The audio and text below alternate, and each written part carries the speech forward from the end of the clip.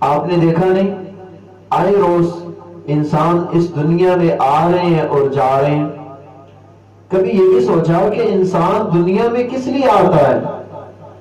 بہت سے انسان دنیا میں آئے، آ کر کے چلے گئے، اب ہماری باری ہے، ہم بھی دنیا میں اپنی زندگی گزار رہے ہیں، ہم نے بھی چلے جانا ہے، ہمارے بعد میں آنے والے بھی چلے جائیں گے. کبھی یہ سوچا کہ انسان دنیا میں آتا کس لیے ہے؟ انسان کا اس دنیا میں آنے کا مقصد کیا ہے؟ اللہ نے انسان کو پیدا کس لیے کیا ہے؟ انسان کو اس دنیا میں رہ کر کیا کرنا ہے؟ کبھی سوچا؟ اللہ تعالیٰ نے انسانی مقصد کو قرآن میں بیان فرمایا ہے، وَمَا خَلَقْتُ الْجِنَّ وَالْإِنسَ إِلَّا لِيَعْبُدُونَ. اللہ تعالیٰ نے انسانوں کو اور جنات کو اپنی عبادت کے لیے پیدا کیا ہے. اب یاد رکھیے، عبادت کا مفہوم جو ہم سمجھتے ہیں وہ یہ کہ شاید مسجد میں نماز پڑھنا ہی عبادت ہے، شاید ہاتھ میں تسبیح پکڑ کر سبحان اللہ، الحمدللہ، درود شریف، استغفار، یہی کرنا عبادت ہے. اس میں کوئی شک نہیں، یہ بھی عبادت ہے. لیکن اس کے علاوہ اگر ایک شخص دکان پر بیٹھ کر اللہ اور اس کے رسول صلی اللہ علیہ وسلم کے احکامات کے مطابق تجارت کر رہا ہے تو یہ بھی عبادت ہے.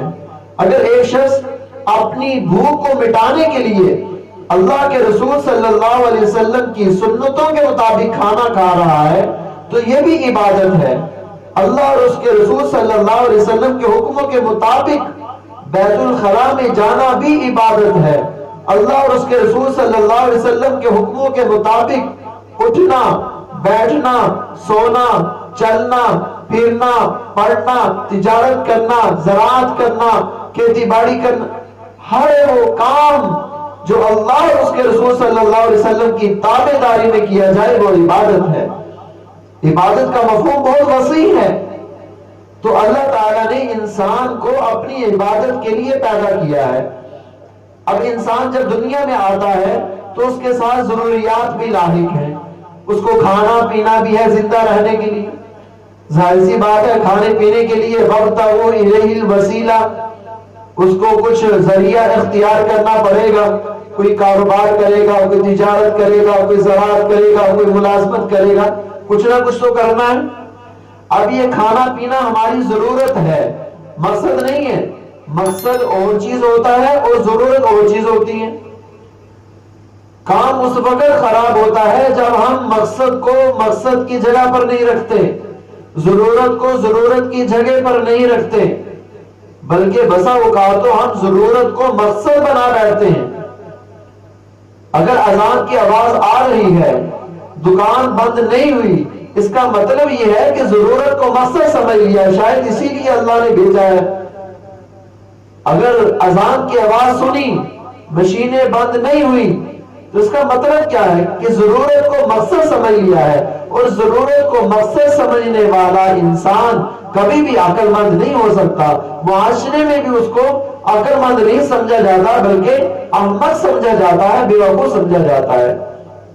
اگر ایک شخص عمرہ کرنے کے لیے چلا جائے اور وہاں جا کر کے عمرہ نہ کرے بلکہ خرید و فروخت کر کے اور سیر و تفریح کر کے واپس آ جائے تو سارے لوگ کہیں گے یہ احمق انسان ہے، بے وقوف ہے، عقل نہیں ہے اس کے دماغ میں. کہ عمرہ کرنے کے لیے گیا تھا، مقصد اس کا عمرہ کرنا تھا، اس مقصد کو تو پورا کیا نہیں، اس نے کھا پی کے واپس آ گیا. تو بھی ضرورت اور چیز ہے، مقصد اور چیز ہے. تو اللہ کی عبادت وہ مقصد ہے. نماز کے اوقات میں نماز، تلاوت کے اوقات میں تلاوت، اور ملازمت کے اوقات میں ملازمت، تجارت کے اوقات میں تجارت. دیکھیں پہلے زمانے میں بیت الخلاء وہ گھروں میں نہیں ہوا کرتے تھے. وجہ اس کی وجہ یہی ہے کہ بیت الخلاء وہ انسان کا مقصد نہیں ہے، وہ ضرورت ہے. گھروں میں جو بیت الخلاء بناتے ہیں وہ ضرورت کی بنا پہ بناتے ہیں.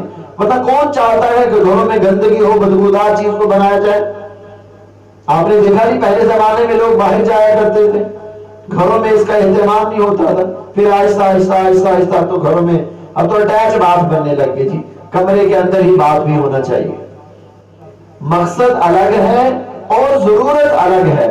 ہم نے مقصد کو مقصد کی جگہ پر رکھنا ہے، ضرورت کو ضرورت کی جگہ پر رکھنا ہے، تاکہ ہماری زندگی پرسکون بن سکے، تاکہ ہم مقصد کو سمجھ کر اللہ اور اس کے رسول صلی اللہ علیہ وسلم کی تابعداری میں زندگی گزار سکیں، ہم حقوق اللہ پورے کر سکیں، ہم حقوق العباد کو پورا کر سکیں۔ یہ اسی وقت ہوگا جب ضرورت کو ضرورت کے درجے میں رکھیں گے، مقصد کو مقصد کے درجے پہ رکھیں گے۔